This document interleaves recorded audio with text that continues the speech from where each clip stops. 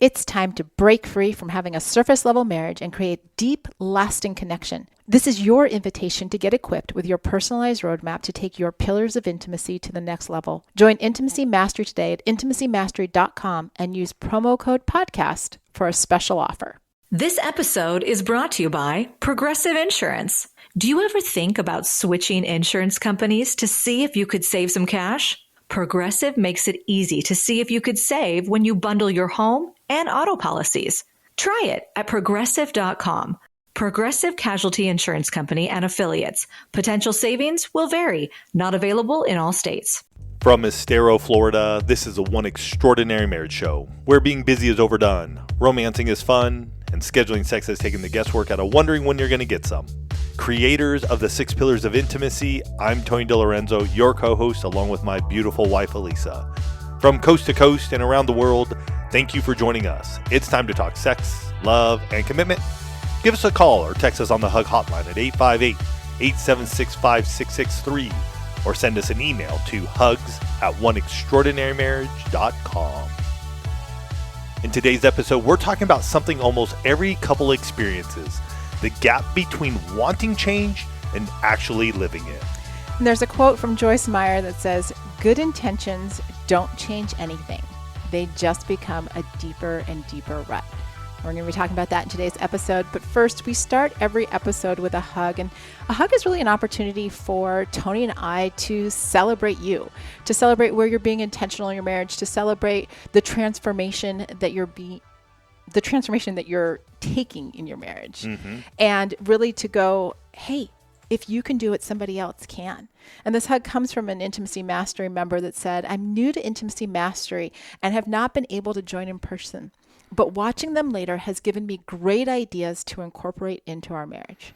And what this person is saying, every month in Intimacy Mastery, we have a live workshop. So what they're saying is, hey, I haven't been able to catch the live workshop where Elisa and I are there with those in Intimacy Mastery, but they're able to watch afterwards.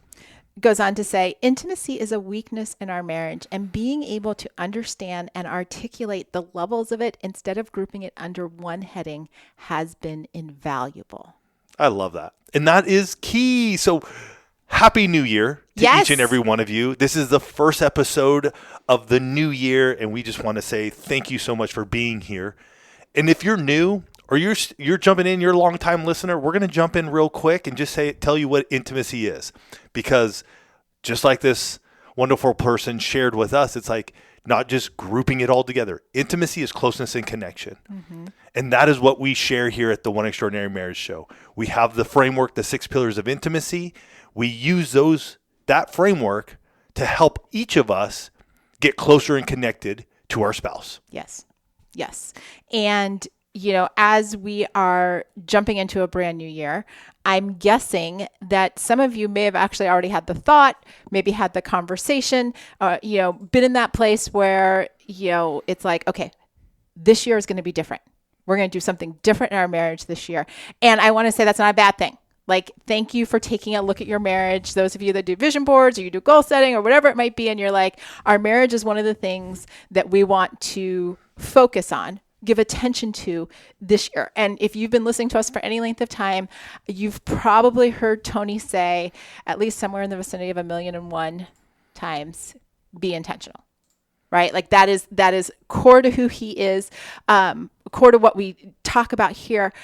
But, and this is a big old but in the middle of, opening this episode, we're going to talk about the fact today that good intentions by themselves don't actually create lasting change in your marriage. Like, you can have all the thoughts that you want, especially, this time of year, it's the beginning of the year. We're all kind of thinking, okay, what do we want different for a new year? What's this going to look like? For those of you that are familiar with the 6 pillars, and those of you that maybe this is your first time even hearing people talk about the 6 pillars of intimacy, I'm just going to go through each one of the 6 and give ideas on where somebody might already be thinking, hey, here's my intention for this year, right? And that can be in New Year's resolution.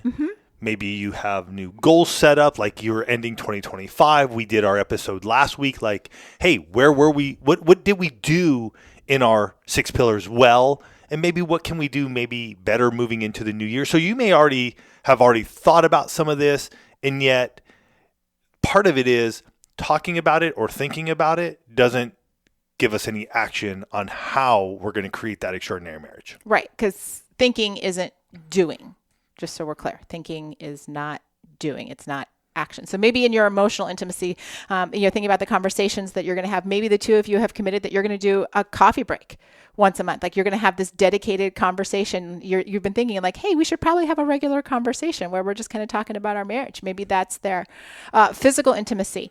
That's your non-sexual touch. Some of you may be, thinking about kissing challenges or how you're going to do a hug, when somebody leaves or comes home or sitting next to each other on the couch. Financial intimacy, everything related to money in your marriage. I've heard, and I know a lot of my coaching clients have even talked about, getting a regular money meeting scheduled for themselves. Like, how are we going to be talking about our finances this year? Spiritual intimacy. Those of you that did listen to last week's episode might have heard Tony and I talk about doing a devotional. We know a lot of you are doing that. Couples have talked about, making prayer a bigger priority in their marriage, watching sermons together, doing different things in your spiritual intimacy. Recreational, the fun things that the two of you do, you may be thinking, you know what, this is going to be the year that we get a regular date night on a calendar. Or, when it comes to your sexual intimacy, this is going to be the year where we do the intimacy lifestyle, where we get into a rhythm of regular, whatever that means for the two of you, sexual intimacy. Mm-hmm.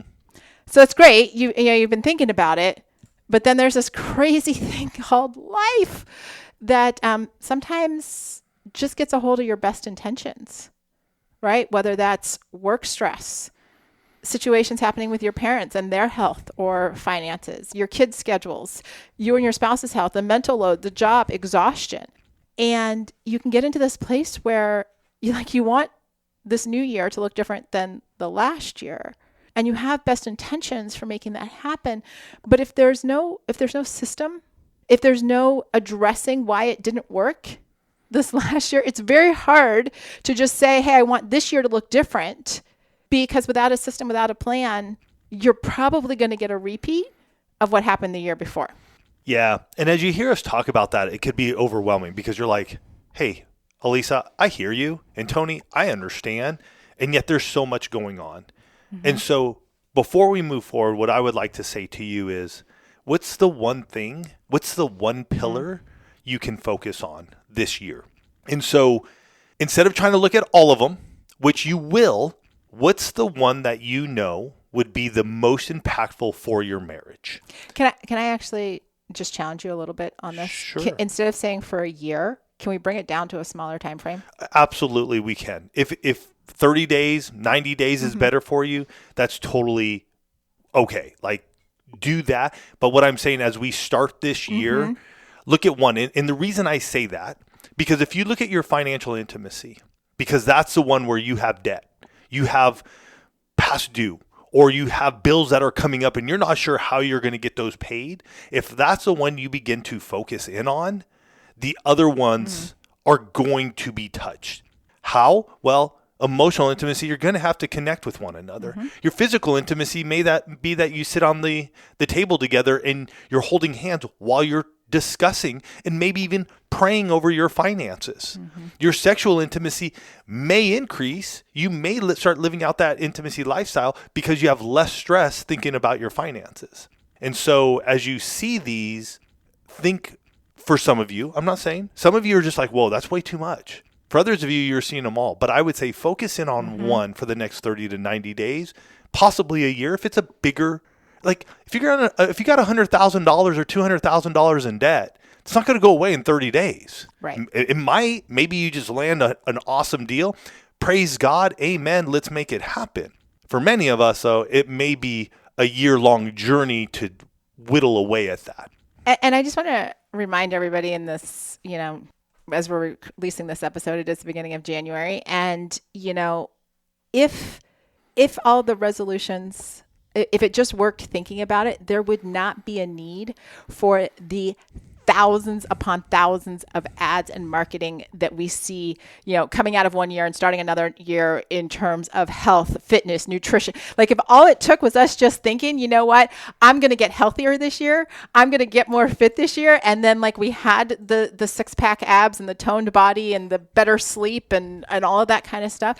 Like there wouldn't be a need for all of these different things. And so I think that's just the reminder that we have to actually look at what changes behavior, right? It's not enough just to have the good intentions. It's what's going to move the needle. And part of that is, looking at what's your emotional capacity right now, right? Have you come out of a season where you are very tired? Maybe you're chronically overstimulated or emotionally disconnected, and you two are just being in this place of, survival mode, where connection feels really like a lot of work, or it feels risky and everything feels like pressure. You've got to be in this place of saying, hey, we need to actually address our emotional capacity and what's going to move the needle on that. Like, how do we get back to a place where we're not so frazzled or overwhelmed? Like and this is not uncommon coming out of a month like December. I don't care who you are. I don't care how old your kids are. December does a number on people. Straight up. And so it may even just be saying, hey, what's our reset to just kind of get our head screwed back on straight here at the beginning of the year so that we have the capacity to start making the changes in the behavior. You also have to look at, are you ready? Right? A lot of people will tell me in coaching sessions, Elisa, this is what I want. Like, I want to have, these conversations, or I want to, change our, how often we're having sex, but then when you ask the readiness question, like, are you ready to do what it takes to make those changes, to change your behavior? Some people are not ready. There's resistance. They don't want to have the conversations. They don't want to maybe have a confrontation. They don't want to be vulnerable. Well, it's one thing to say that you want it, but if you're not ready to do the work that's going to get you there is going to be this gap. And we don't often think about that. We just, in so many cases, and I see this a lot as a coach, people know what they want, but there's a gap between, am I ready to make the changes internally? Am I ready to do the work myself so that I can participate in actually creating that change in our marriage? You look very contemplative. Yeah, and I think about that because you said one word that I think is key in all that. What's the resistance? And why is it that we want to change? We want to be intentional. And yet it's not enough. Like we can't just sit here and think about it. We actually have to do it. And what is it that's holding us back? Is it past hurts, pains, past failures? Maybe we saw our parents, or our parents told us stuff about certain things that we're still holding on to. And that can be in any of the pillars of intimacy, folks. That can be as much as money doesn't grow on trees and good girls don't have sex. I mean, both of those statements alone can put you in a place of paralysis. And like Elisa said, like, you're not ready because that is just playing over and over in your head, and you're 55 years old. And so that just sort of struck me, because I think even in my own life over the years, have been at places where it's like, yeah, this is going to be the year. This is going to be the thing. And yet there has been this undercurrent of, well, what are my parents going to say? What if I do this? What are other people are going to say? Can I actually even do that? Like, am I able and willing? I've tried it before and I failed and I've fallen. And I don't know if I want to go through that again. And so when you said that, it just sort of struck me of like, wow, been there. And am I ready to step into something that I believe would strengthen our marriage? Right. And so when you look at, those two key things, capacity and readiness, it becomes a little like you got to look in the mirror yourself to go, okay, where am I? Because the other thing about like wanting change in your marriage, looking at a new year and saying, hey, this is what I want for the new year, is that it can be super easy to look at your spouse and be like, okay, well, if he does this or she does that. But if we focus on capacity and readiness, that starts, and I've brought this line forward so often since writing the 6 Pillars of Intimacy, but it starts with the man in the mirror or the woman in the mirror, right? Looking at yourself and saying, where am I and how am I showing up? And what's my role? What can I do to actually affect change? Brings up the good old Michael Jackson song. I know. You love Michael Jackson, and I love being able to just toss that in whenever I get a chance. I'm just going to say this real quick. I missed out on seeing Michael Jackson at his height. I did not respect the musician that he is. As a person, I got to say, weird at times. That's just me. The musician, though, and when you watch, I'll put the link here to Man in the Mirror from YouTube. Watch it. It is so impactful. And it's times when I'm walking to the gym or in the gym, I'm listening to that song because it just makes me realize what am I doing? Who am I? And I'm looking in a mirror. But my goodness, he, as a pop star, just unbelievable what he did. And especially at the Super Bowl. The 90 seconds where he just stood there? However many seconds it was. I mean, he just stood there. It was at the Rose Bowl. Just fabulous, in my opinion. You can have whatever opinion you want of Michael Jackson. I'm just saying, I think as a musician, unbelievable. Okay. So now I have the really awkward moment of transitioning us back into the episode after Tony's, But we do want to talk about how we can take this idea of the good intentions and wrap them around action so that the thoughts that you have and the outcome that you desire for this year have the ability to become reality. And we're going to do that after this break. DSW, Designer Shoe Warehouse, is the one-stop shop for all your footwear needs. With sneakers, boots, and everything in between for every style, mood, and occasion, you'll definitely find shoes that get you at prices that get your budget. DSW has what you need, but more importantly, they have what you didn't even know you wanted. You never know what you'll find at DSW. Find the shoes that get you at prices that get your budget at DSW stores or DSW.com. I had the time of my life. I never felt this way before. From building timelines to assigning the right people and even spotting risks across dozens of projects, Monday Sidekick knows your business, thinks ahead, and takes action. One click on the star and consider it done. And I owe it all to you. Try Monday Sidekick, AI you'll love to use on Monday.com. We're back, and we're talking about going beyond the good intentions to taking action in your marriage. And, I mentioned at the top of this episode that one of the things that Tony says, and he said it on every interview we've been on, he's been saying it probably since the beginning of the podcast, is be intentional. But the second part of that statement, and I know a lot of you probably even said it in your head if you've listened to Tony for any length of time, is be intentional and take action. Because he's known, and he lives it in our life as well, and this is something that we talk about here at One Extraordinary Marriage, is that the intentions without the action don't create change. And one of the things that I've shared with my coaching couples for as long as I can remember, and I'm going into my 14th year, I think, coaching, 13th or 14th, long time. But that consistency, when you want to see a shift in your marriage, consistency is your best friend. And I want to say that to all of you. It's why, again, if we come back to the New Year's resolutions, a lot of people talk about, fitness and weight loss. It's not about going to the gym for 3 days in January and lifting the heaviest weights that you can and saying, you know what, see you in December. It's going to the gym, 3 to 5 days a week and lifting, small weights and working, incrementally up so that come December, one, you're lifting a heck of a lot more weight than you did in January, but your body is transformed through those small repeated actions. And that's, as we jump into this, small beats impressive. Just think about that. Small beats impressive. You can have these big gestures that are really romantic, wow, those wow moments, but you can't do wow moments on a daily basis. And coming back to the word that Tony heard me say earlier about resistance, big actions generally have much greater resistance. It might be finances, it might be time, it might be, vulnerability. Those become resistance points. Whereas the small actions, right? Maybe we're going to have a 5 minutes of intentional connection.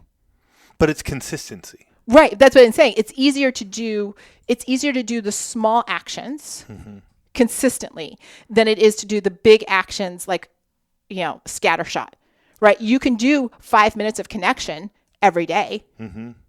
But if I were to say, and I never say this to my coaching clients, but if I hypothetically were to ever say, hey, I need you to have a 2-hour conversation because you two need to talk about these things, I can guarantee there would be like 100% failure rate on that. But I can get people and share with people that, you can set a timer for 5 minutes. You can hang in there for 5 minutes. Mm-hmm. You can answer one question in I usually say 10 minutes, 5 to 10, depending on what you're talking about, the questions and that type of thing. But you can have 5 or 10 minutes and you can do it. And you can have that moment at the end when the timer goes off and you high five each other. And you're like, oh my gosh, when was the last time we spent 5 minutes just having a conversation without the distractions?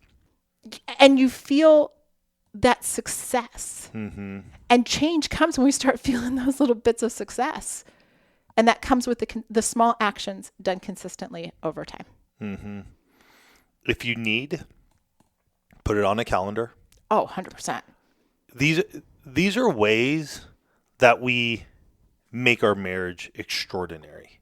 It's not an afterthought. And when I think of this, small beats impressive, our marriage, the little things we do on the day-to-day are what people will see years from now. And they will ask you, well, what did you do?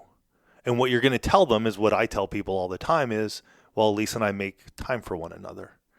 When they look at our communication and how we are able to speak to one another, I don't want to say we're perfect, but we're pretty dang good, in my opinion, after 29 years of marriage. It's because for 30 minutes, once a week, for almost 16 years, we've gone behind our microphones and we've talked to each other.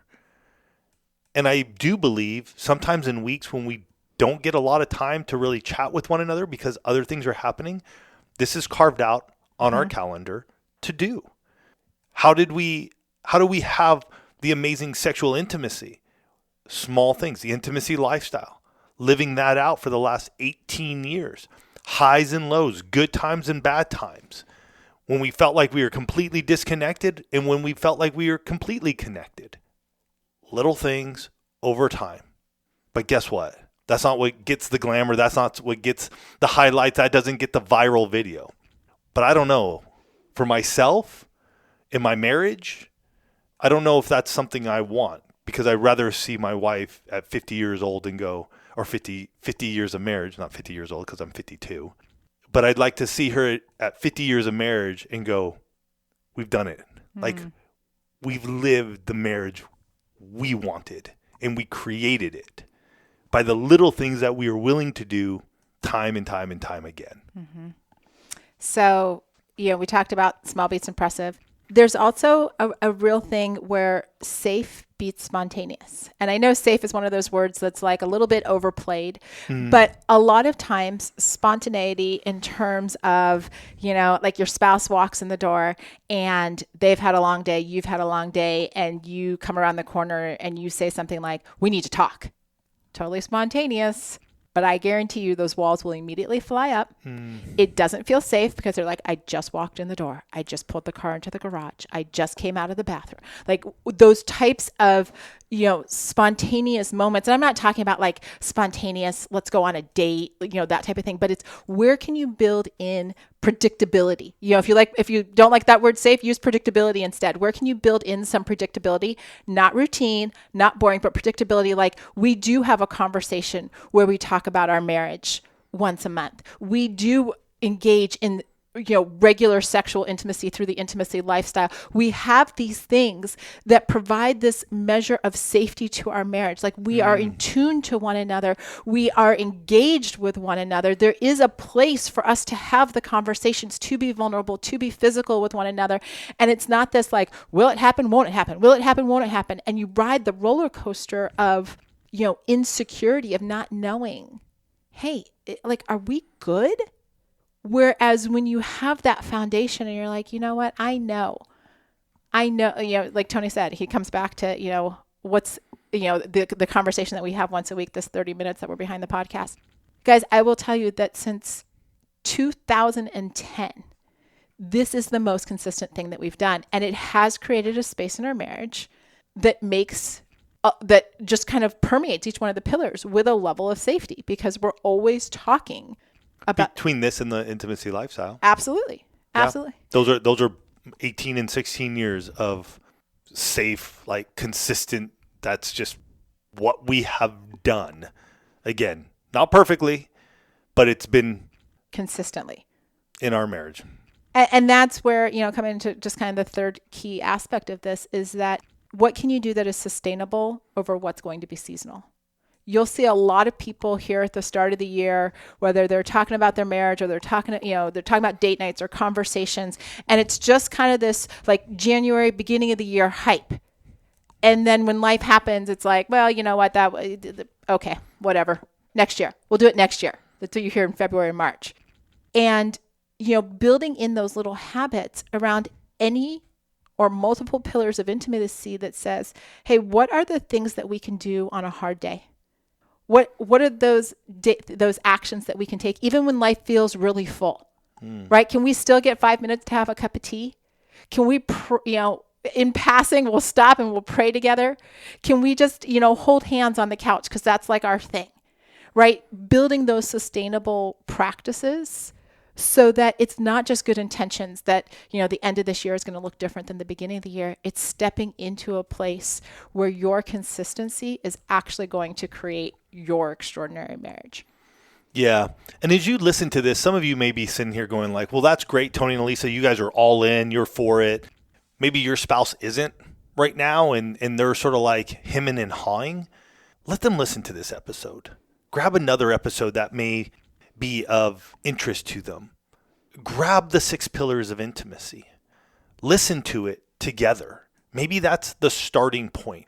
For some of you, you guys are in it. You're wanting to see these good intentions have more than just like, oh, that's fun. How do we put this into action? We've tried different things and yet we're not able to stick with it over the course of a 30 days or 90 days. For both of you in both groups, I would say if you're stuck, don't hesitate to look at marriage coaching or a counselor or a therapist. Sometimes we need somebody to come alongside of us for a season to just help us get some clarity because we're stuck in the valley and all we see are trees around us and it's the same thing. And we need somebody to guide us up above the tree line so we can get a bigger picture of what's ahead and know that we can get above the tree line. If you're interested in starting this year with a marriage coach, I'd suggest that you look at Marriage Coaching with Elisa. You can learn more and you can apply at oneextraordinarymarriage.com/coaching. It's a start of a new year. And with a new year comes a lot on our plates. And yet I will tell you from myself and from many others in the One family, if we focus in our marriage, things happen. Change happens in you. This restlessness, this nervousness, the stress of everything else begins to fade and calm because the person that you married however long ago is there by your side. No matter what, they're there. I know going into this year, no matter what may happen, tough times that may come upon us, Elisa is not going anywhere. And I'm not going anywhere. And we will most likely have our moments this year. We just will. And yet there's not this undercurrent that I used to have in my marriage where if I said something, if I did something, that Elisa was just going to walk out the door and be like, I'm done with you. And so don't be in that place this year because I can tell you it leaves you wondering what type of action to take, what to do next. Because you're walking on eggshells. So be intentional. But more importantly, this year, take action. And create your extraordinary marriage. You guys have yourselves a fantastic week. We are excited for what's ahead in this new year and throughout this year as we navigate marriage with you through the 6 pillars of intimacy. Take care. God bless. Love you guys.